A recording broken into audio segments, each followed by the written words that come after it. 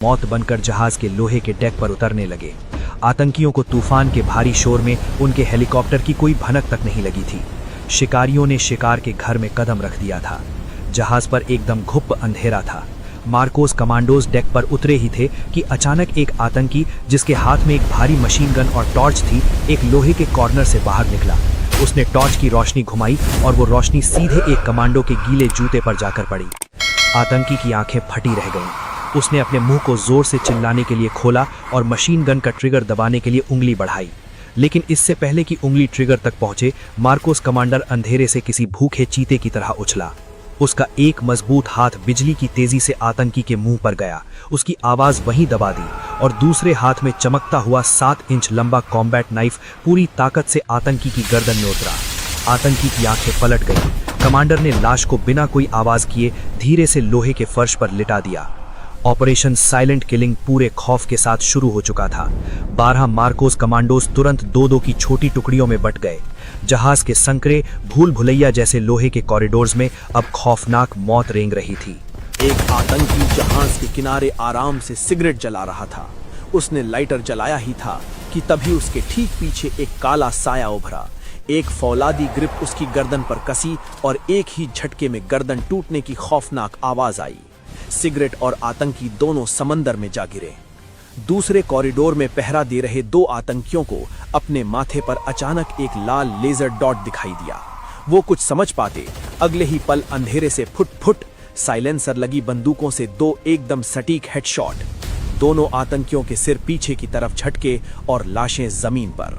जहाज के निचले हिस्से में सुरक्षित बैठे आतंकी कमांडर के रेडियो पर अचानक सन्नाटा छा गया। चेक पॉइंट अल्फा रिपोर्ट करो, चेक पॉइंट डेल्टा जवाब दो।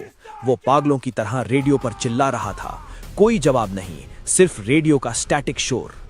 तभी उसे ऊपर के डेक से एक बहुत ही धीमी, लोहे पर भारी बूटों की ठक ठक आवाज सुनाई दी। उसके माथे से पसीना टपकने लगा। उसे समझ आ गया था कि जहाज पर हमला हो चुका है और उसकी आधी फौज बिना आवाज किए मारी जा चुकी है।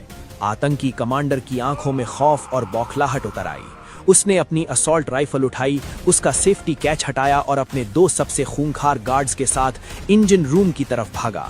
प्लान बी, हम हार रहे हैं, डर्टी बम चालू करो, अभी टाइमर ऑन करो, सब खत्म कर दो, वो बौखलाहट में चीख रहा था।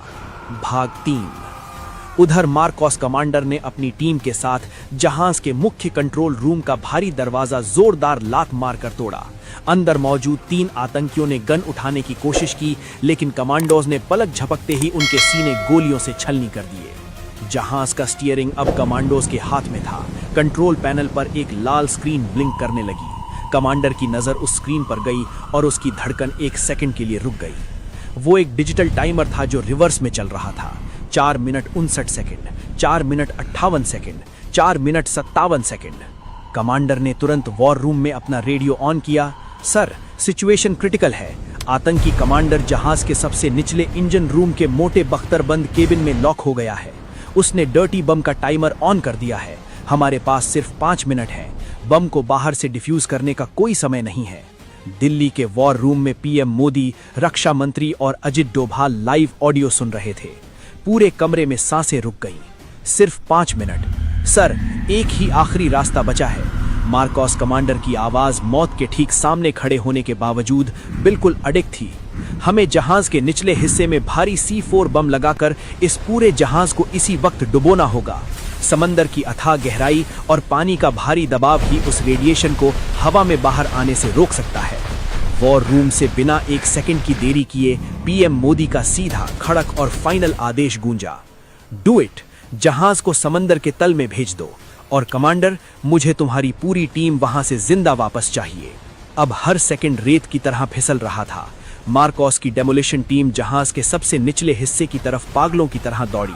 कमांडोज ने जहाज की मजबूत लोहे की दीवारों के मेन पिलर्स पर भारी मात्रा में C4 विस्फोटक लगा दिए और डेटोनेटर एक्टिवेट कर दिया। उधर मार्कोस कमांडर इंजन रूम के भारी बख्तरबंद दरवाजे पर पहुंचा। दरवाजे पर एक चार्ज लगाया गया। धमाके के साथ भारी लोहे का दरवाजा अंदर की तरफ गिरा। अंदर बैठे आतंकी ने अंधाधुंध फायर किया। गोलियां लोहे की दीवारों से टकराकर चिंगारियां छोड़ रही थीं। लेकिन मार्कोस कमांडर जमीन पर रोल करते हुए आगे बढ़ा और उसकी एक सटीक गोली ने सीधा आतंकी कमांडर के हाथ को चीर दिया। हथियार दूर जा गिरा। आतंकी दर्द से चीखा। मार्कोस कमांडर ने चीते की तरह आगे बढ़कर उसका कॉलर पकड़ा, उसके मुंह पर अपने भारी बूट से एक जोरदार किक मारी और उसे डेक की तरफ घसीटते हुए ले चला। उल्टी गिनती शुरू हो चुकी थी। 60 सेकंड, 50 सेकंड, 40 सेकंड। तूफान के बीच उनका नेवी सी हॉक हेलीकॉप्टर वापस जहाज के ठीक ऊपर आ चुका था।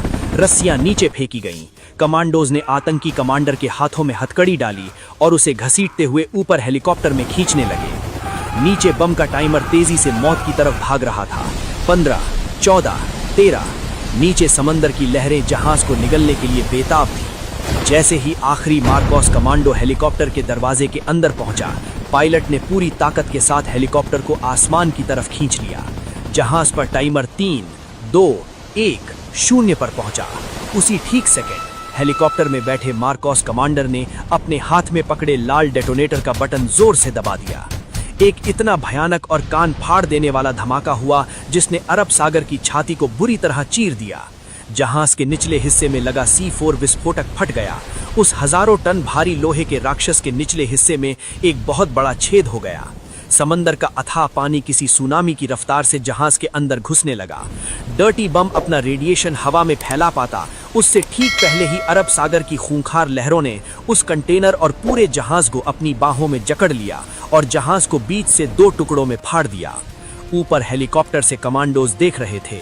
एक भारी गड़गड़ाहट के साथ वो विशाल भूदिया जहाज, उसका जानलेवा केमिकल बम और अंदर बचे हुए सारे आतंकी हमेशा हमेशा के लिए समंदर की अंधेरी गहराइयों में दफन हो गए।